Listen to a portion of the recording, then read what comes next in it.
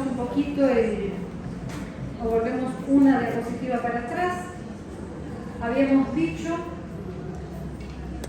que Dios formó al hombre de dos elementos constitutivos que interaccionan entre sí y dan el alma viviente o ser viviente, y que ese ser viviente, el cuerpo o el componente físico-químico, obedece las órdenes del componente espiritual, del espíritu, ¿sí?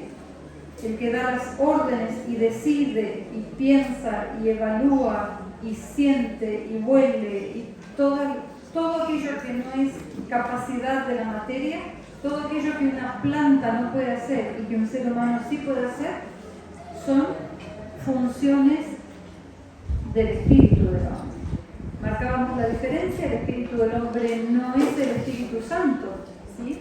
El espíritu del hombre conoce las cosas que son del hombre porque están dentro del ser humano, y el espíritu de Dios conoce las cosas de Dios porque es de Dios, pero la interacción sí es entre el espíritu del hombre y el espíritu de Dios. El espíritu de Dios se comunica con el espíritu del hombre y allí entre espíritus se entienden, ¿sí? Entonces decíamos que el espíritu controla al hombre en su totalidad, y todas nuestras acciones, buenas o malas, tienen su origen en el espíritu. Todos los órganos físicos son siervos del espíritu, y los nervios son los mensajeros que transmiten, ¿sí? Transmitir no es crear. Los nervios transmiten las órdenes a cada parte del cuerpo. Habíamos visto esta diapositiva y vamos a ver brevemente, porque ya después a partir de mañana vamos a ampliar un poco más, pero para ir entrando en tema, las características que tiene el espíritu del hombre. Lo vamos a ampliar para que se vea full. Algunas características que tiene el espíritu del hombre. Ya lo mencionamos, pero acá lo repetimos: todo aquello que la materia no tiene la capacidad de hacer es función del espíritu del hombre. Una planta puede decidir, una planta puede sentir. Bueno, la planta puede reaccionar ante ciertos estímulos, pero no puede decidir reaccionar o no reaccionar. Los seres humanos sí sentimos y reaccionamos o dejamos de reaccionar ante los estímulos. Una flor de girasol se puede mover, ¿sí? Cuando recibe el estímulo necesario de la luz, pero ¿puede elegir no moverse cuando recibe la luz? No, porque es materia y la materia simplemente reacciona. El girasol reacciona con la luz del sol, pero no decide si va a moverse o no, si va a reaccionar o no. El ser humano, en cambio, cuando recibe la luz del sol, puede elegir sentarse cómodamente a tomar sol en la playa, o puede elegir recoger sus cosas e irse porque o siente mucho calor o tiene otra cosa que hacer. No así el girasol, tiene que seguir todo lo que hace el sol. Nadie puede actuar por él. Volvemos al cuadro donde Jesús está llamando a la puerta, y esa puerta ¿tiene picaporte del lado de afuera? No tiene picaporte de afuera. Todas las cosas, todas las funciones que son prerrogativas del espíritu, pensar, decidir, confiar, creer, evaluar, sentir, oír, etc., nadie las puede hacer por mí.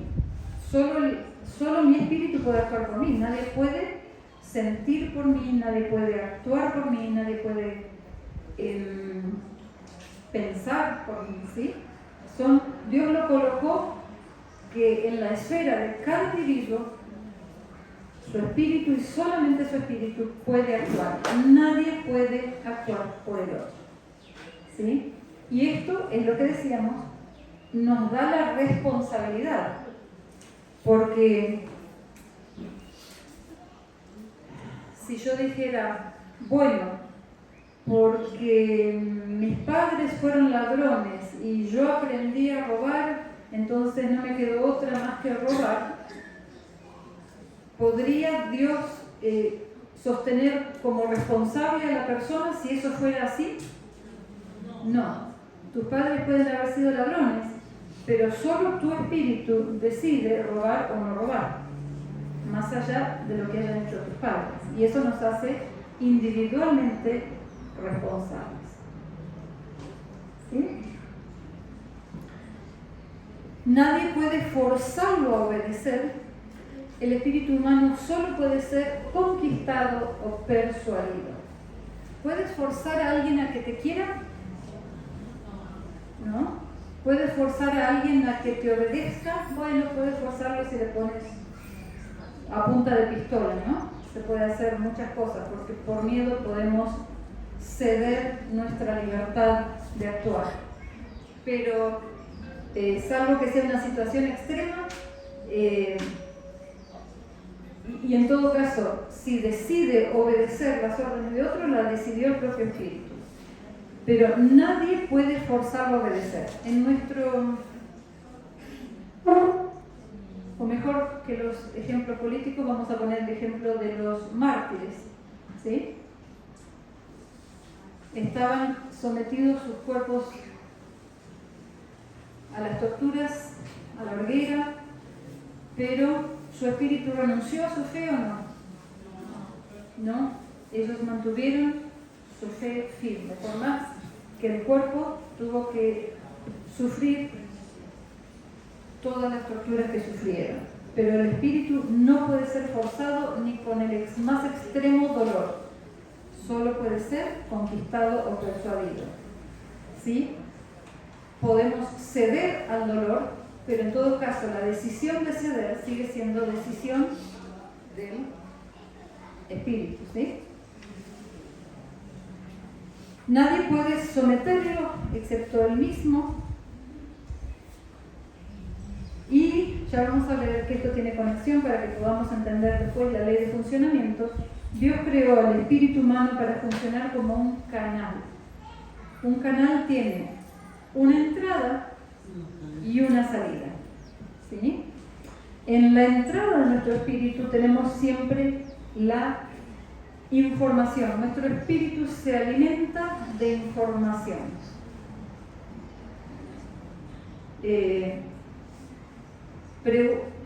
Miren lo que sucede con los medios, con los diarios, las revistas, la televisión. ¿Alimentan el espíritu de la gente o no alimentan el espíritu de la gente los medios? La gente hace lo que dicen los medios, prácticamente, ¿no?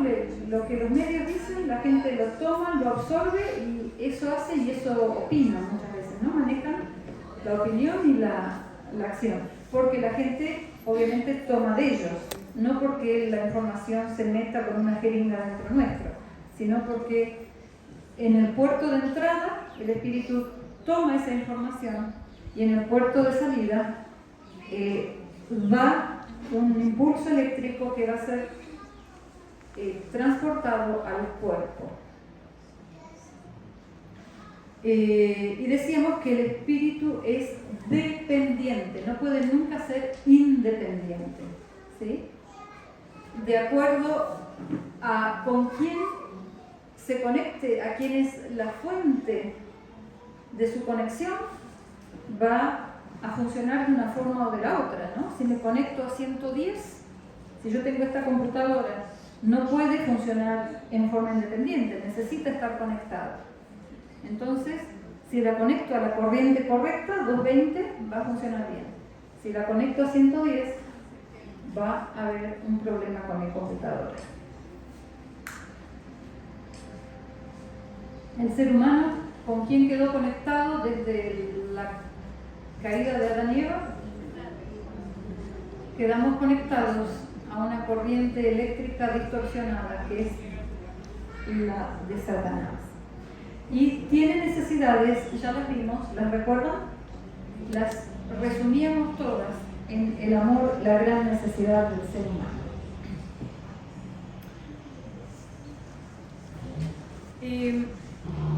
¿Alguien sabe lo que es esto? ¿Se llega a ver? Sí. ¿Qué es esto? Un átomo. Bueno, no es un átomo, es un modelo de un átomo. ¿Sí? Así han diseñado o así dibujan un átomo porque, y espero no ser imprecisa, porque ustedes saben que la ciencia avanza tanto que uno por allí, si no está permanentemente leyendo, no tiene la última novedad. Pero hasta donde yo supe, el electrón o el átomo nadie lo vio, nadie pudo verlo, nadie pudo ver los neutrones, protones y el núcleo, hasta donde yo sé. Pero sí se ha elaborado un modelo y dicen, el átomo funciona así y tiene todos estos componentes que giran en este sentido o para el otro, pero no deja de ser un modelo. Ahora, ¿qué tenemos allí? La bomba atómica, la explosión allí en Hiroshima, ¿no? La explosión en Hiroshima demostró que el modelo atómico era cierto o no. Sí, el hecho de que Hiroshima fue destruida es la demostración, triste demostración, de que el modelo atómico funcionó de ese modo. ¿Cómo podemos saber cómo funciona el espíritu humano si nunca nadie lo vio y lo tocó? Bueno, podemos tener un modelo de funcionamiento y ver si en verdad las personas funcionan así, entonces sabemos que ese modelo es real. Si no funcionan así, el modelo no es real. Y yo he visto en estos casi 10 años que el modelo funciona. Realmente se ve que así es como ha sido diseñado y la información que obtenemos la vamos tomando de la Biblia para diseñar este modelo. ¿Qué quiero decir con esto? Al espíritu humano no lo podemos ver, pero si pudiéramos ilustrar de alguna manera cómo funciona, yo lo trato de hacer de esta manera. Como 3 círculos superpuestos. Esto lo tomé de un libro clásico de psiquiatría, ¿sí? Un libro de texto. Siempre se habla de la esfera cognitiva, donde están los pensamientos y las creencias, la esfera volitiva, donde está la voluntad, las motivaciones, y la esfera conductual, donde se deciden, digamos, las conductas o las acciones. Esto es tomado de un libro clásico de psiquiatría. Y cuando yo empecé a descubrir en la Biblia el corazón, me lo imaginé de este modo y así lo pinto, así lo pongo. El modelo o la forma como habitualmente concebimos el corazón, ¿cómo es? Hablamos del 14 de abril, ¿no? Regalamos corazones rojos con una frase, te amo, y las tarjetas dibujan corazones rojos y tenemos una imagen muy romántica de que el corazón es lo más lindo que hay y te amo con todo mi corazón y eso es lo más lindo que le puedo decir a alguien, ¿verdad? Bueno, Dios dice exactamente lo contrario, es engañoso y perverso y ¿quién lo conocerá? Y yo vine a comprender que ese corazón que esta mañana lo ubicábamos la identidad grabada allí en el corazón, afecta los pensamientos y creencias, la voluntad y motivaciones y las conductas y acciones. Dicho de otra manera, el engaño del corazón, el engaño de identidad, el yo soy Dios, se manifiesta en pensamientos y creencias, se manifiesta en voluntad y motivaciones y se manifiesta en conductas y acciones. Pero significa que si yo le pregunto a cualquiera de ustedes aquí, ¿tú te crees que eres Dios? ¿Me va a decir, sí, yo soy Dios? No, el corazón está oculto. ¿Sí? Me engaña con respecto a la identidad. Allí la creencia yo soy Dios está fijada en el corazón, pero está oculto, no lo veo, yo no soy consciente de que hay una parte de mí, que se llama corazón en la Biblia, que cree que soy Dios, que actúa como si fuera Dios y que está motivada como si fuera Dios.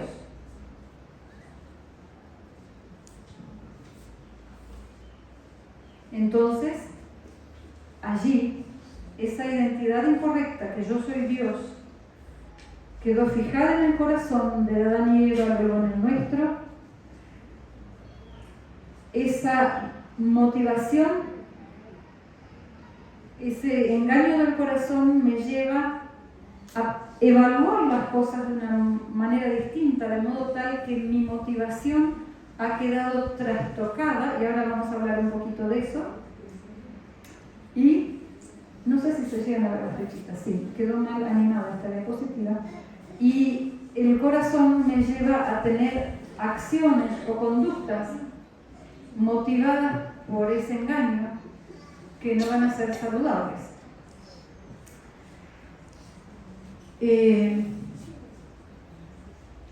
Mateo 5, el Sermón del Monte, ¿recuerdan? Jesús da su obra maestra, su sermón maestro allí, ¿no? Y quedó registrado en Mateo 5. ¿Saben que allí está explicado el funcionamiento del corazón? Ahí Jesús lo explica muy, muy bonito. Antes de ir a leer o a repasar cómo lo explica Jesús, lo voy a poner en términos más, no sé, seculares, por llamarlo así. ¿Vieron cómo funciona una computadora? Un computador funciona con un lenguaje binario, ¿sí? El 0 y el 1. El 0 no deja pasar la corriente y el 1 sí deja pasar la corriente. Entonces, el 0 equivale a no y el 1 equivale a sí en un computador. Bueno, creo que el doctor va a explicar un poco más a fondo esto, pero lo paso aunque sea por arriba, lo tocamos por arriba.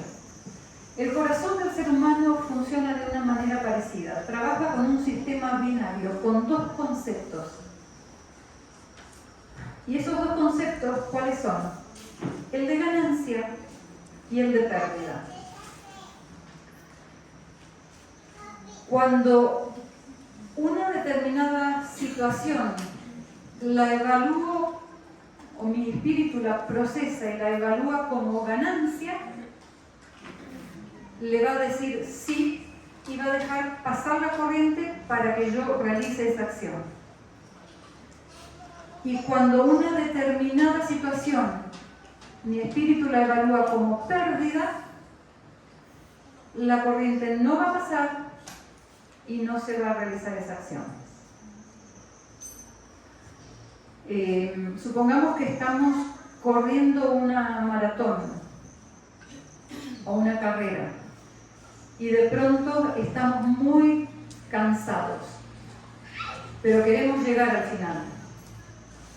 El espíritu está percibiendo que estoy cansada y tiene que tomar una decisión. Pero si me siento a descansar, ¿qué va a pasar? ¿Va a ser ganancia o va a ser pérdida? Si estoy corriendo una maratón y quiero ganar y me siento a descansar, ¿qué va a ser? Pérdida. ¿Sí? Entonces, ¿me voy a sentar a descansar? No. Vamos a mandar el impulso para seguir corriendo hasta terminar. Y a la inversa, ¿sí? Siempre Dios nos creó para ir por más. Nunca nos creó para que perdamos. Él puso eternidad en el corazón nuestro. Nunca queremos perder nada, no aceptamos las pérdidas. ¿Sí? Son contrarias al modo como Dios nos diseñó. Entonces, tenemos que evitar aquello que nos genere pérdida a toda costa. En Mateo 5 Jesús habla del corazón y Él dice, ¿habla Jesús en algún lugar en la Biblia sobre ganancia y pérdida?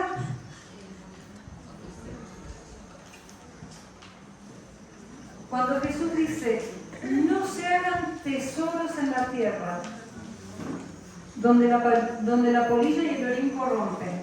¿De qué está hablando? Tesoros, ¿son ganancias o son pérdidas? Son ganancias. Jesús nos está diciendo claramente, no se hagan tesoros en la tierra, donde la polilla y el orín corrompen, sino háganse tesoros en el cielo, donde ni la polilla ni el orín corrompen. ¿Está diciendo que está mal hacerse tesoros? Y te dice, no te hagas tesoros porque eso es ser mundano. No, está diciendo, no se hagan tesoros en la tierra, pero háganse tesoros en el cielo. ¿Y cuál es la razón? Jesús conocía el funcionamiento del corazón humano porque Él lo creó. ¿Cuál es la única razón por la que nos dice, no te hagas tesoros en la tierra? Sí, porque donde esté vuestro tesoro está vuestro corazón, pero hay una razón antes. ¿Cómo?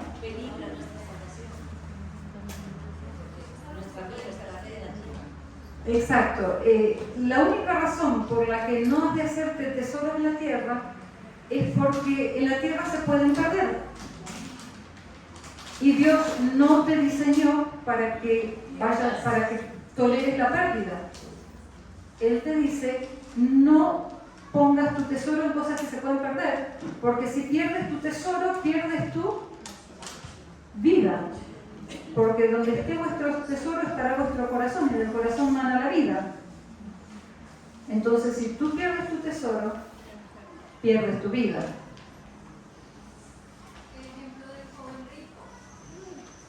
El ejemplo del joven rico, muy claramente. ¿Dónde estaba su tesoro? Acá en la tierra. ¿Estuvo dispuesto a perderlo? No, perdió su vida. ¿No? Hazte tesoros en el cielo, porque allá van a estar seguros, allá no los vas a perder, y si tu tesoro está allá, tu corazón va a estar allá y tu vida va a estar allá y no la vas a perder. ¿Sí? Muy bonito como Jesús en 2 renglones describe algo que podríamos hablar horas acerca de cómo funciona nuestro corazón. No nos ha hecho Dios para ir por la pérdida, sino siempre por la ganancia. Ahora bien, en el engaño de nuestro corazón, nosotros creemos que la ganancia, ¿cuál es? ¿En qué está la ganancia? ¿En dar o en recibir?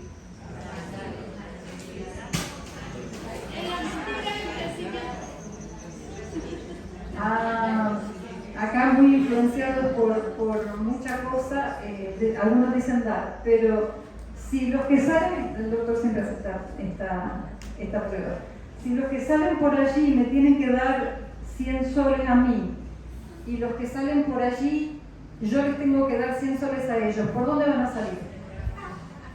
Por allá, ¿no? Clarito, nadie lo duda. ¿Sí? En nuestro corazón, recibir es ganar.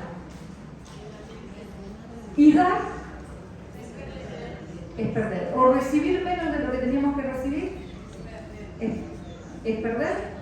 O dar más de lo que teníamos que dar es perder. Bueno, esta es una distorsión. Esto es el engranaje funcionando al revés.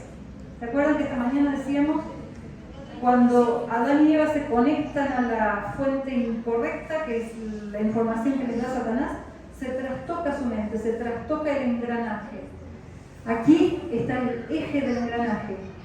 Y en realidad Dios nos creó como canales, y un canal vive de lo que da. Pero nosotros creemos que cuando damos, perdemos. Triste realidad a la que estamos expuestos todos los seres humanos. Por lo tanto, nuestras acciones, en nuestra esfera conductual o de las acciones, como actuamos permanentemente como consecuencia del engaño de nuestro corazón, el engaño de identidad, el engaño acerca de qué es ganancia y qué es pérdida. Como consecuencia de eso, actuamos dando para recibir. Nunca damos nada gratis. Siempre queremos recibir algo, aunque sea un gracias. Y si no me creen, analicen sus propias vidas y las de otros y van a ver que aquello que llamamos altruismo muchas veces, la gran mayoría de las veces, está motivado por damos algo con el propósito de recibir. Me va a encantar dar los ejemplos, pero a partir de mañana, si hoy podemos avanzar.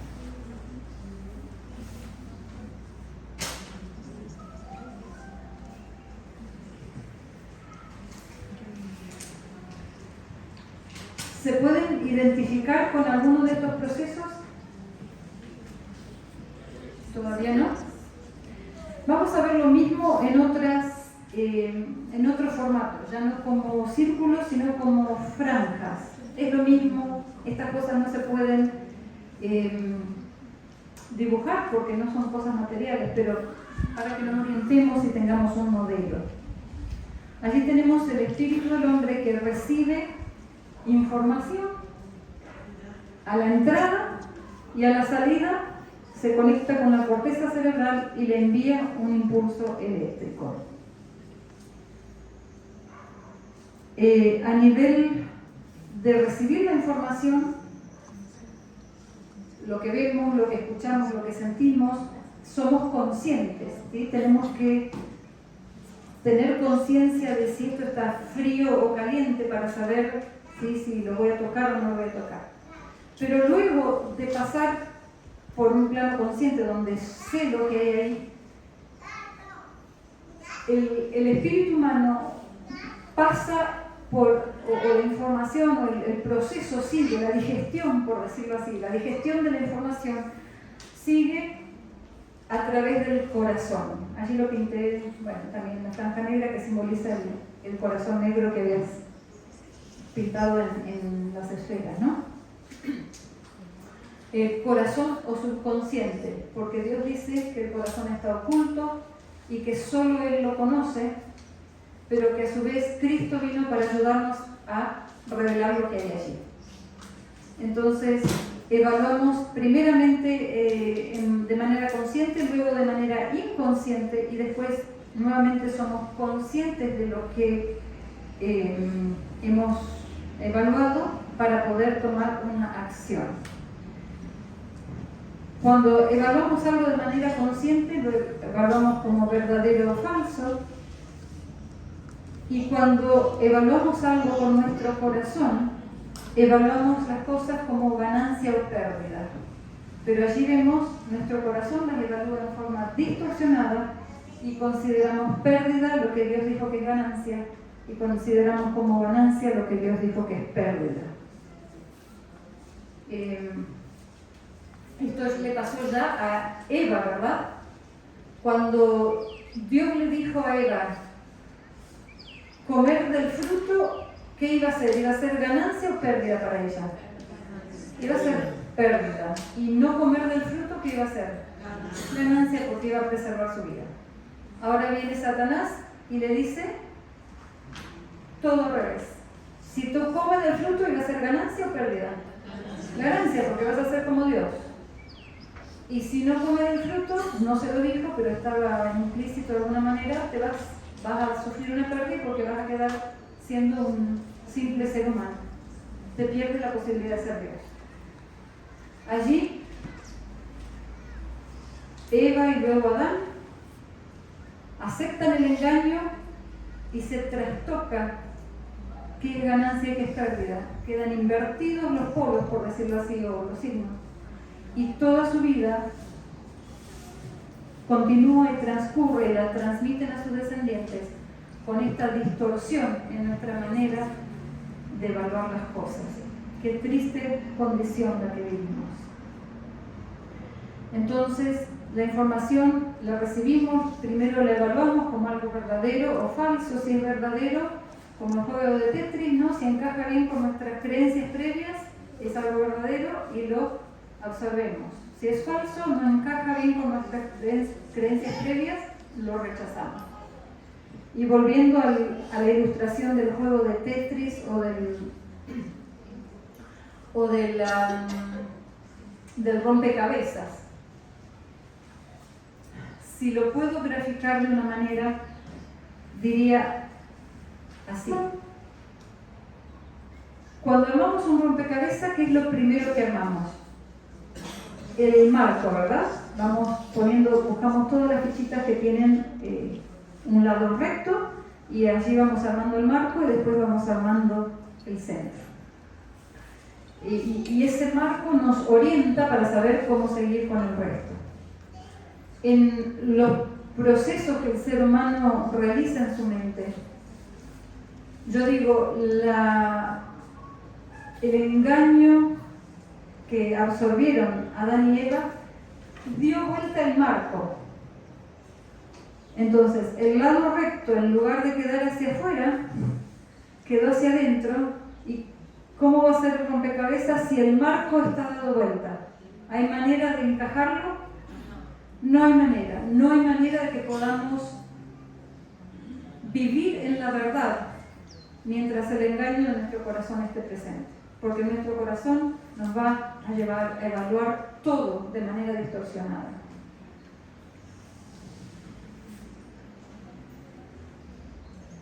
Entonces, si nuestro corazón evalúa las cosas al revés, de manera distorsionada, ¿cómo va a ser la corriente eléctrica que le pasamos al cuerpo o a la corteza cerebral y después los nervios transmiten al cuerpo? ¿Una corriente adecuada o inadecuada? Inadecuada, que va a alterar el funcionamiento del organismo del cuerpo. Algunas características del corazón, y vamos a terminar bien en horario, qué bueno. Es el punto de partida de todo lo que sucede en nuestra vida. Sobre toda cosa guardada, guarda tu corazón, porque de él mana la vida. Es engañoso, ya vimos los engaños, ¿no? Creer que somos Dios, creer que lo que es ganancia es pérdida y lo que es pérdida es ganancia,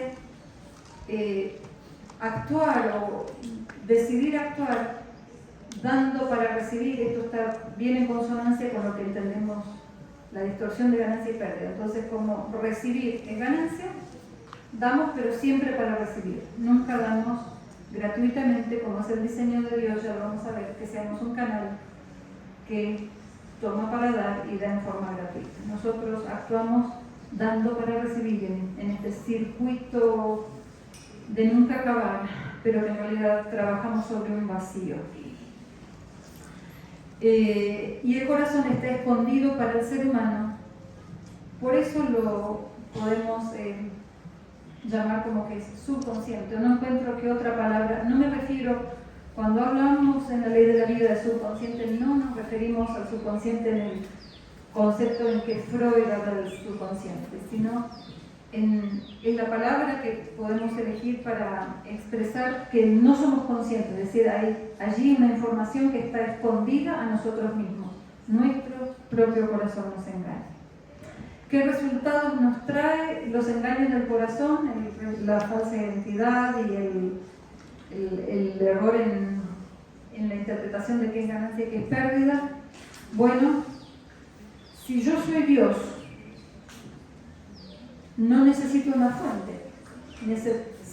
Si yo me considero Dios, ¿me voy a ver a mí mismo como dependiente o como independiente? Independiente. Si ustedes le preguntan a los padres de un adolescente, ¿cómo quieren que llegue a ser su hijo a los 18 o 20 o 25 años? ¿Qué le va a responder el padre? Independiente. Engaño del corazón, porque no podemos ser dependientes. Físicamente somos dependientes y espiritualmente nuestro espíritu es dependiente. Sí, debemos romper o cortar con el cordón umbilical del niño que lo une a la fuente de sus padres y ayudarlo a que se una a la fuente de Dios, ¿sí? Pero no podemos hacer que un joven sea independiente, ni un adulto, ni nadie, porque el pensar que podemos ser independientes espiritualmente es un engaño de nuestro corazón. Es consecuencia de creer que somos Dios. Entonces, si somos independientes, somos autosuficientes, ¿sí? Soy independiente. Si yo soy Dios, se rompe la ley de causa y efecto. ¿Por qué? ¿Quién es la causa de todo lo que vemos a nuestro alrededor, incluso de nosotros mismos? ¿Quién es el creador de todo lo que vemos a nuestro alrededor, incluso a nosotros mismos? Es Dios. Dios es causa. ¿Nosotros qué somos? Efecto. Las leyes de la naturaleza, la ley de la naturaleza establece muy claramente que lo que es efecto nunca puede ser causa y lo que es causa nunca puede ser efecto. Con el engaño de nuestro corazón creemos que podemos ser Dios inconscientemente y rompemos la ley de causa y efecto. Digamos, no es que la eliminamos, pero la rompemos. Dentro nuestro ya no hay causa y efecto, mezclamos esos conceptos. Si yo soy Dios, yo poseo cosas o tengo cosas que pueden ser de mi propiedad, ¿no es cierto? ¿Qué dice Salmo 24:1? De Jehová es la tierra y su plenitud, el mundo y los que en él habitan. ¿Es clarito? ¿Cuántos lo creemos? Si creyéramos realmente los cristianos este texto, creo que no habría depresiones entre los cristianos. Las depresiones vienen cuando sentimos que nos han quitado algo propio. Los enojos, la ira, la violencia viene cuando siento que he perdido algo mío, personal, algo que es mío. Podría darles ejemplos, pero ya el tiempo nos apremia. Los vamos a continuar listando simplemente. Creemos que poseemos cosas. Simplemente les doy un ejemplo. No está la señora con la que hablaba ayer, me parece. Y me decía, yo le pregunté, me decía esta persona que dio mucho de sí misma en una relación con un esposo, una pareja. Y yo le pregunté, ¿cuánto de ti misma diste en esa relación? Oh, todo, me contestó. De vuelta, la pregunta, ¿cuánto de ti misma diste en la relación? Bueno, di todo. ¿Qué diste? Di tiempo, di dinero, di energía. Ahora, si de Jehová es la tierra y su plenitud, ¿cuánto dinero, cuánto tiempo, cuánta energía diste de ti misma? Nada, cero. Porque de Dios es el tiempo, de Dios es la energía, de Dios es el dinero y de Dios es mi vida. ¿sí? Solo actúo pensando que las cosas son mías o que tengo posesiones propias a partir del engaño de mi corazón. Y les puedo asegurar que todo ser humano en el planeta, en Perú, en Argentina y en Italia también, que lo vimos, a todos los seres humanos nos pasa lo mismo. Pensamos que las cosas son nuestras y sufrimos innecesariamente porque cuando las perdemos pensamos que son cosas propias.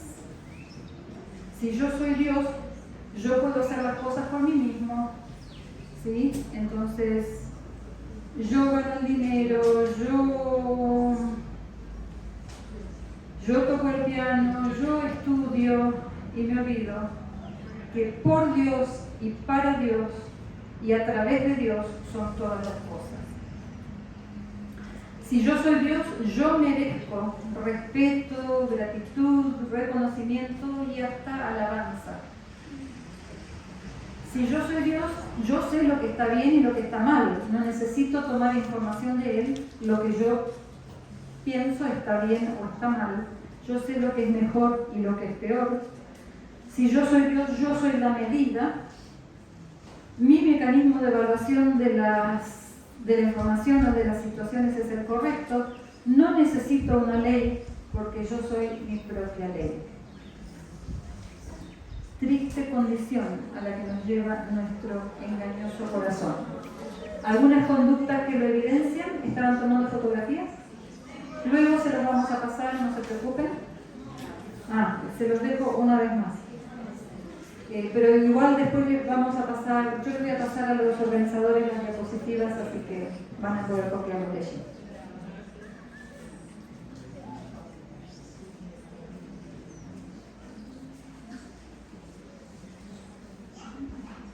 Entonces, ¿qué conductas del ser humano son la evidencia de ese modelo de funcionamiento del corazón? Varias. El deseo de tener poder sobre otros. No hay nadie acá que quiera tener poder sobre los demás, ¿no?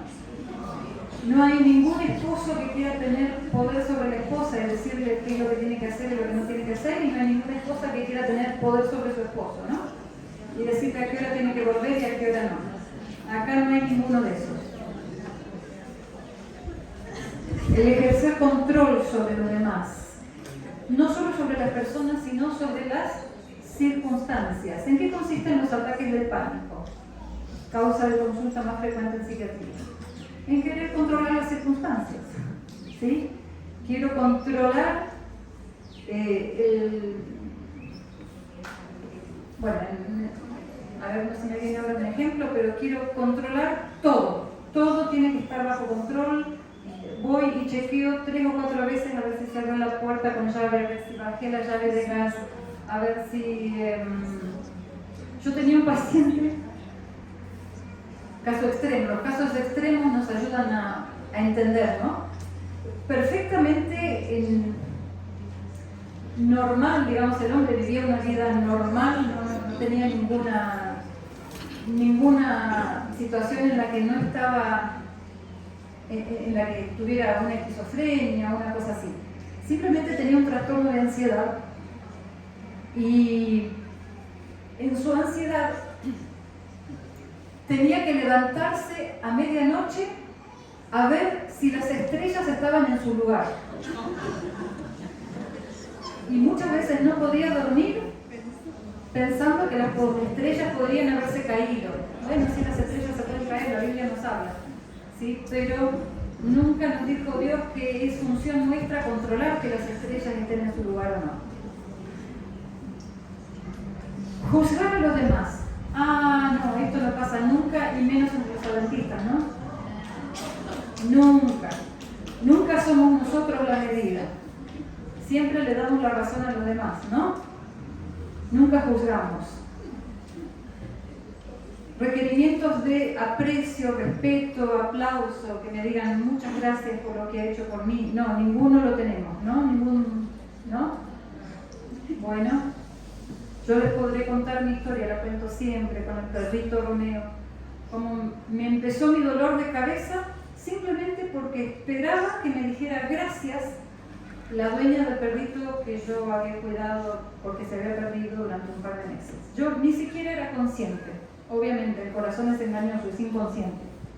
Yo no era consciente, pero cuando le devolví su perro y la señora no solo no me dijo gracias, sino que me dio la espalda y nunca me habló, yo volví a casa y en el camino empecé a sentir bastante dolor de cabeza, y cuando me puse a pensar ¿de dónde viene este dolor de cabeza? Allí descubrí mis expectativas de adoración, mis expectativas de que me dijera gracias. Yo soy un Dios humilde, como dice el doctor Miguel. Yo no quería una recompensa de $10,000 por haber encontrado al perrito y habérselo cuidado. No, yo soy un Dios humilde, simplemente con que me diga muchas gracias era suficiente. 40 años el pueblo de Israel transitando por el desierto. ¿Cuál fue una de las principales causas? Las quejas. Que si es verde porque es verde, que si es blanco porque si es blanco, que si es maná porque es maná, y que si son perdices porque son perdices, y que si son gigantes porque son gigantes, y que si son enanos porque son enanos. Siempre había una razón para estar quejoso. Las quejas son un problema para mí. Vivo quejándome y tengo que acordarme que cada queja que emito es una demostración de que mi corazón engañoso me lleva a no estar de acuerdo con las circunstancias que Dios ha creado para mí. Si hay sol porque hay sol, si hace frío porque hay frío, que si llovió, que si no llovió, siempre tengo alguna razón para quejarme, parece, ¿no? Tengo mucho que trabajar en mi corazón en este punto. A competir en vez de cooperar. ¿Sí? Si no tuviéramos un corazón engañoso, ¿cuántos partidos de fútbol habría en Perú? ¿Cuántos equipos de fútbol habría en Perú? Si actuáramos para cooperar con los demás en lugar de competir con ellos, el diablo es muy astuto y aprovecha los engaños de nuestro corazón para generar mucha ganancia, ¿no? Los partidos de fútbol generan muy buena ganancia. Todas las conductas de autoprotección, ¿qué me dicen? ¿Dios es Dios o yo soy Dios? Cuando quiero protegerme de tantas maneras diferentes en las que yo quiero resguardarme. Como si Clidia pudiera proteger a Clidia mejor que lo que Dios puede proteger a Clidia, ¿no? Pero en mi corazón me creó Dios. El deseo de controlar los resultados de lo que hago en vez de controlar mis acciones. Pregúntenle a un estudiante que va a rendir y que pasa nervios. ¿Qué está queriendo controlar? ¿Sus acciones o el resultado de sus acciones? ¿Colocó Dios en la esfera del ser humano el control de los resultados o solo el control de las acciones? Solo el control de las acciones. Los resultados de Él se encarga y Él está al control. Pero nosotros queremos asegurarnos el resultado de nuestras acciones.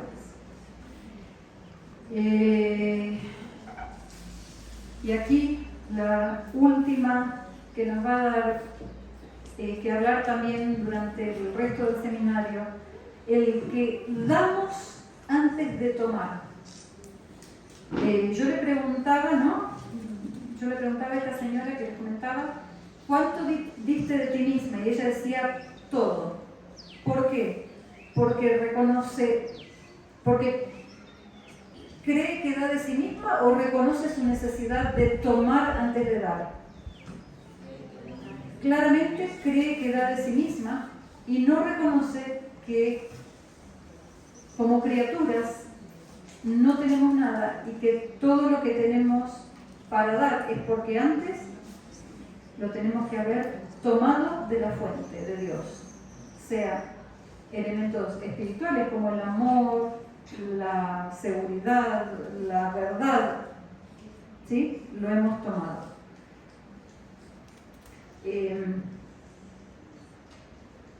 ¿Quién es el único? Sí, una pregunta o comentario. Una pregunta, ¿cómo podría ahondar en conductas de autoprotección? A ver, un ejemplo de conductas de autoprotección. Muy simple. Me voy a poner como ejemplo. Sería largo de contar todo el testimonio, quizás en algún momento lo cuente, pero por mucho tiempo estuve, bueno, no sé si decirlo así, pero por mucho tiempo no pude servir a Dios por mis conductas de autoprotección de mi reputación. El Señor me decía, tienes que dar tu testimonio. Y yo decía, no, Señor, eso no me gusta, mi reputación se va a ver afectada. No quiero contar las cosas malas que hice y viví en el pasado. Y ahí estuve en lucha con el Señor un buen tiempo, hasta que, por la gracia de Dios, vencí. Pero proteger mi reputación, me autoprotejo. Cuando Dios me decía, quédate tranquila, todas las experiencias que has vivido, yo te las permití vivir para que sean para construcción para otras personas. Pero nosotros queremos protegernos, ¿sí? Cuando queremos poner límites de las personas tóxicas, ¿sí? Queremos protegernos de lo que otros dicen y queremos irnos a otro lado cuando hay alguna discusión o una cosa así. No entendiendo que nadie puede intoxicarnos excepto nosotros a nosotros mismos, entonces queremos poner límites a los demás, límites a lo que digan los demás, y eso no es posible. ¿Sí? ¿Ok? Bien, entonces, como último punto, nuestras conductas de dar antes de tomar. Decimos que amamos a alguien, que le damos amor, pero cuando no recibimos amor en retorno, ¿qué hacemos? Le retiramos el amor, ¿sí? Y a eso le llamamos amor. Simplemente damos para recibir. La realidad es que eso es un intercambio comercial, no el amor, porque el amor es altruista y da sin esperar recibir, porque toma para dar. Es mi deseo que tomen una buena cena y dejo el micrófono con los organizadores y ya